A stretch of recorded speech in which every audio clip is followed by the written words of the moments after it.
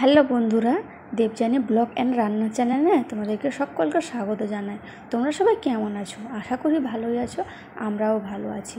আজকে তোমাদের কাছে আমি কোনো রান্নার রেসিপি না, আমলকি কীভাবে সারা বছরের জন্য আমরা সংরক্ষণ করে রাখি, চলো এটা দেখে নিই। আমি অফ ক্যামেরা ধুয়ে নিয়েছি ভালো করে, নর্মাল জলে আমি ধুয়ে নিয়েছি। এরপরে নিয়ে চলে এলাম এখানে, আমি 3 চামচ মতন আমি লবণ দিয়ে দিব।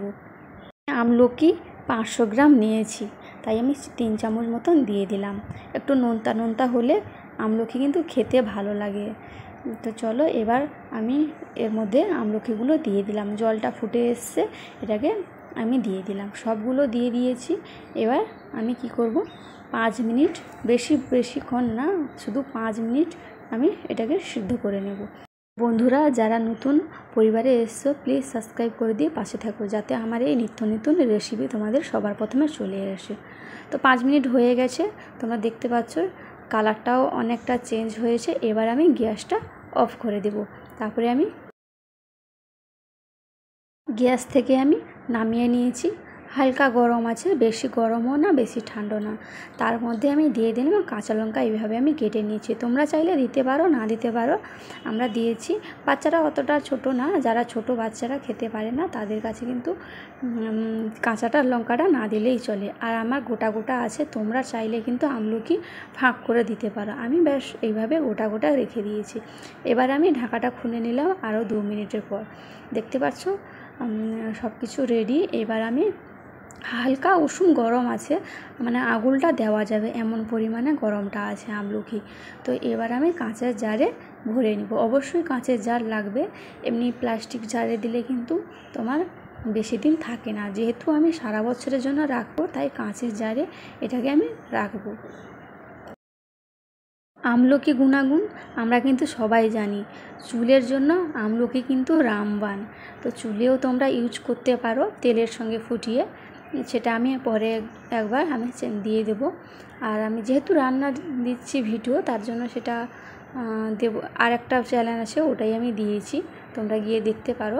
আর এখানে আমি সব কিছু আমি ভরে দিলাম। আর জলটা এমন দেওয়া থাকবে যাতে আমলকি সব ডুবে যায়। তোমার বাইরে একটু থাকলে কিন্তু সেটা কালো হয়ে যায়, আমলকিগুলো কালো হয়ে যাবে, যাতে জলের ভিতরে ডুবে থাকে। আর রোদে দেবে, ব্যাস 3-4 দিনের পর কিন্তু খাওয়ার যোগ্য হয়ে যায়। তো দেখতে পাচ্ছ কত সুন্দর আর রসগোল্লা মতন হয়েছে, তাই না? খেতে কিন্তু দারুণ। আর তোমাদেরকে আর একটা আমি দেখে দিচ্ছি কীভাবে আমি সিদ্ধ করেছি, কতটা পরিমাণে সিদ্ধ করেছি, সেটা তোমাদেরকে আমি হাতে দিয়ে একটু ভেঙে দেখাচ্ছি। দেখতে পাচ্ছ হাতে ভাঙছি, আর দেখতে পাচ্ছ কতটা মোলায়েম হয়েছে।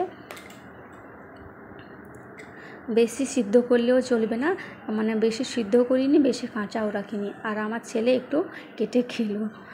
যাই, আমার সবগুলো কিন্তু রেডি। এবার আমি আমলকির মধ্যে একটা কষটে ভাব থাকে, সেটাকে কাটানোর জন্য আমি একটা লেবু পুরোটাই আমি দিয়ে দেব, আর ছেঁকে দিয়ে দেবো। লেবুর বীজ থাকলে কিন্তু একটু তেতো তেতো লাগবে, না মানে থাকলেও কোনো অসুবিধা নেই, তাও আমি ছেঁকে দিলাম। এটা আমি একটা লেবু দিয়ে দিলাম। আর না, লেবুও দিতে পারো আর ভিনেগার দিতে পারো, দুটোর মধ্যে একটা অবশ্যই দিতে হবে, যাতে ওই যে আমলকির মধ্যে কষটে ভাব না, ওটা কেটে যায় আর আমাদের খাওয়ার যোগ্য হয়ে যায়। আর সারা বছরের জন্য আমরা এটাকে সংরক্ষণ করে রাখতে পারি। এবার নাও, যখন খুশি খাও। 5 মিনিট কষ্ট করে বানাও, কিন্তু সারা বছর আরামসে বসে খাও, তাই তো?